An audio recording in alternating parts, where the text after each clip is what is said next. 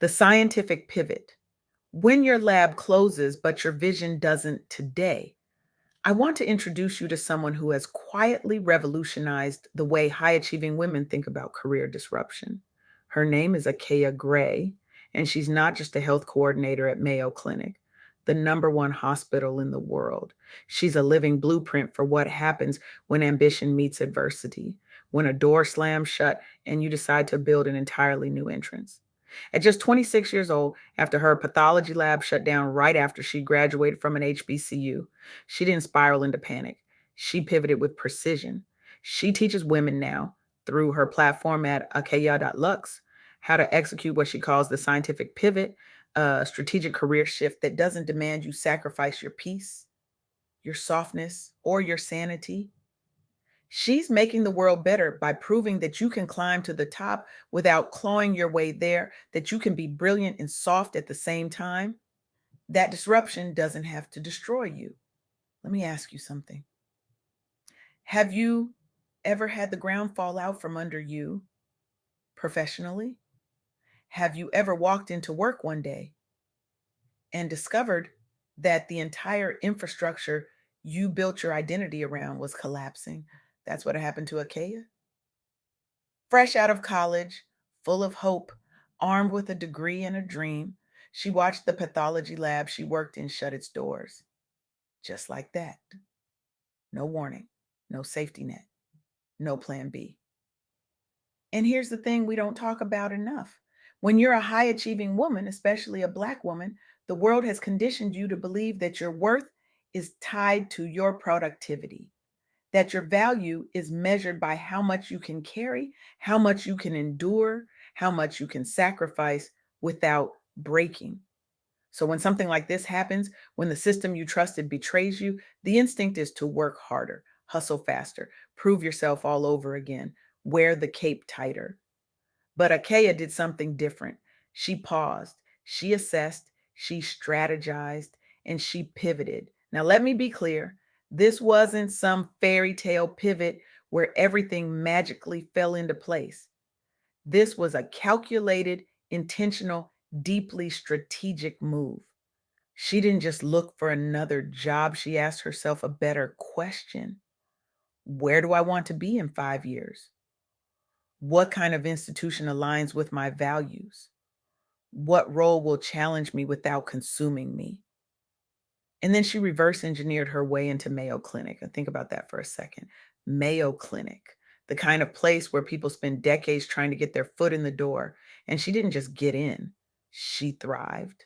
But here's the part that makes her story so powerful, so necessary, so urgent for the women listening right now. She didn't do it by sacrificing her softness. She didn't do it by becoming harder, colder, more masculine. She did it by staying true to who she was while being strategic about where she was going.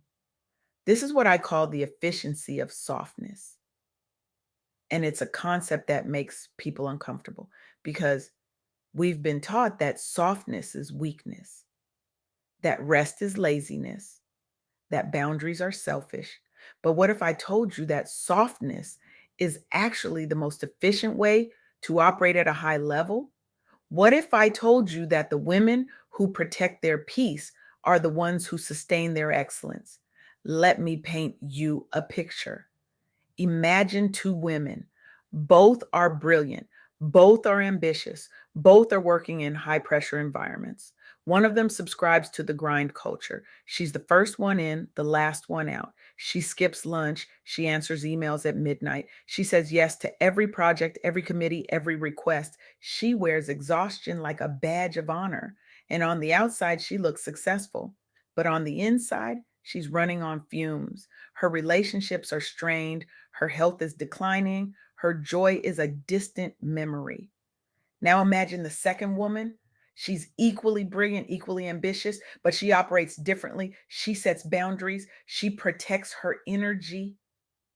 She says no without guilt. She rests without apology. She understands that her value isn't tied to her availability. And because she's not constantly depleted, she shows up sharper, more creative, more effective. She's not just surviving, she's thriving. Which woman do you think sustains her success long term? Which woman do you think actually enjoys her life? This is the lesson Akeyah teaches. This is the framework she's built. And it's not just theory, it's lived experience. When that lab closed, she could have panicked. She could have taken the first job that came along just to feel secure. But instead, she gave herself permission to be strategic. She gave herself permission to wait for the right opportunity. She gave herself permission to prioritize her peace while pursuing her purpose. And that's the Mayo mindset she talks about. It's not just about landing a prestigious job, it's about understanding that you deserve to work in an environment that values you, that challenges you, that supports your growth without demanding your soul in return. It's about knowing that you don't have to choose between excellence and ease. You can have both. But let's talk about what happens when your industry disappears, because this isn't just a Akeyah's story. This is the story of so many women right now. Industries are shifting, roles are being automated, companies are restructuring. And if you've built your entire identity around one career path, one title, one version of success, it can feel like the end of the world when that path disappears. But here's what Akeyah discovered: when one door closes, you don't just wait for another one to open. You study the architecture of the building. You figure out where the windows are. You learn how to pick locks if you have to. You become so clear on your value, so confident in your skills, so rooted in your purpose that you can create opportunities where none existed before. This is the pivot strategy. And it starts with a question: what do I actually want?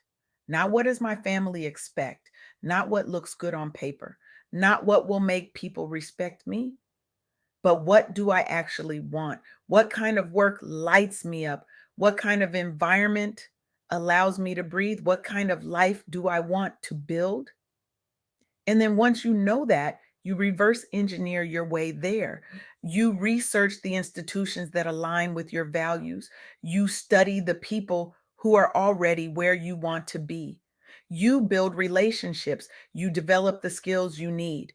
You position yourself strategically. And you do all of this while protecting your peace.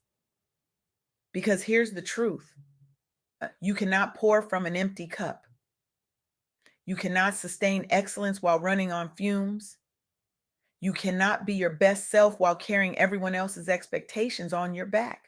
And you certainly cannot pivot strategically when you're too exhausted to think clearly. This is why the soft life isn't a luxury, it's a requirement. It's not about being lazy or unmotivated, it's about being intentional.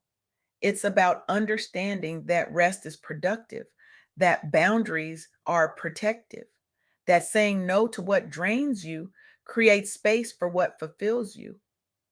And for high achieving Black women, this is especially radical because we've been taught that we have to work twice as hard to get half as far. We've been told that we have to be strong, that we can't show weakness, that we have to carry everyone and everything without complaint. We've been conditioned to believe that our value is tied to our utility, that if we're not serving, supporting, sacrificing, then we're not worthy. But Akeyah's story disrupts that narrative. She shows us that you can be soft and successful, that you can set boundaries and still be respected, that you can prioritize your peace and still achieve at the highest level, that you don't have to choose between your career and your well being. And this is what she teaches women now: how to navigate career transitions without losing themselves, how to pivot strategically without sacrificing their softness, how to build the life they actually want instead of the life they think they're supposed to want. Because the truth is, most of us are living someone else's definition of success. We're chasing titles that don't fulfill us. We're staying in environments that drain us. We're saying yes to things we don't even want. because we're afraid of disappointing people.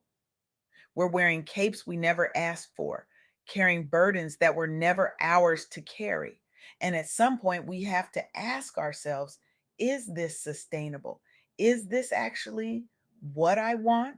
Or am I just going through the motions because I'm afraid to disappoint the people who expect me to keep performing? Akeyah teaches women how to answer those questions honestly, how to release the cape without guilt, how to redefine strength on their own terms, how to embrace softness as a strategic advantage, how to heal in real time instead of waiting until they're completely broken, how to protect their peace as a daily practice, how to turn their survival into something sacred. And this isn't just about career, this is about life. This is about reclaiming your identity. This is about remembering who you were before the world told you who you had to be. This is about giving yourself permission to rest, to play, to dream, to simply be. Because here's what happens when you protect your peace: you show up better, you think clearer, you create more freely, you connect more deeply, you lead more effectively, you live more fully, and you inspire other women to do the same. This is the ripple effect of the soft girl era. It's not just about you, it's about the women watching you, the daughters learning from you, the friends drawing courage from you, the colleagues taking notes. When you give yourself permission to be soft, you give other women permission too. And that's what makes Akeyah's work so important. She's not just teaching women how to land jobs at prestigious institutions. She's teaching them how to build lives they actually want to live. She's showing them that they don't have to sacrifice their softness to be taken seriously, that they don't have to become hard to be respected, that they can be fully themselves and still succeed. So let me ask you, what would your life look like if you gave yourself permission to be soft? What would change if you stopped trying to prove your worth through productivity? What would open up if you released the roles and responsibilities that were never yours to carry? What would become possible if you protected your peace as fiercely as you've protected everyone else's? Because the truth is, you don't have to wait for a crisis to pivot. You don't have to wait until you're burned out to set boundaries. You don't have to wait until everything falls apart to start building the life you actually want. You can start today, right now, in this moment. You can decide that you're no longer available for environments that drain you. You can decide that your peace is non negotiable. You can decide that you deserve to thrive, not just survive. You can decide that softness is your superpower, not your weakness. And if you're sitting here thinking, but I don't know how, that's okay. That's why stories like Akeyah's matter. That's why representation matters. That's why we need to see women who look like us, who come from where we come from, who have faced what we've faced, and who have still found a way to build beautiful, purposeful, peaceful lives. So here's what I want you to do: I want you to think about one area of your life where you've been operating in survival mode, one place where you've been grinding when you could be flowing, one relationship, one job, one commitment where you've been saying yes when you really want to say no. And I want you to give yourself permission to pivot, to release, to soften, because the world doesn't need you to be harder. The world needs you to be whole. The world needs your gifts, your brilliance, your creativity, your joy. And you can't give those things when you're running on empty. So rest, set boundaries, say no, protect your peace, embrace your softness, and trust that when you do, you won't lose your edge. You'll sharpen it. You won't lose your power. You'll reclaim it. You won't lose your success. You'll sustain it. This is the scientific pivot. This is the male mindset. This is the soft girl era.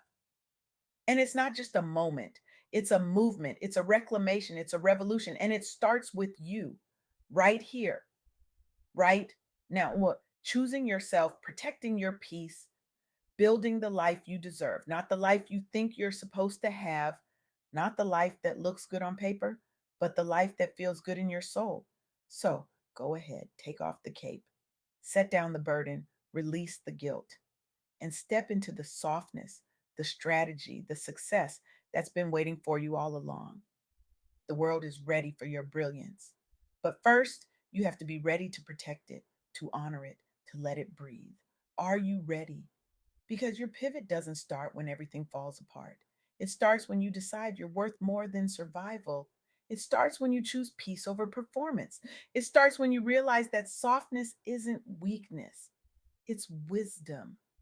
And it's time we all started living like we believe it.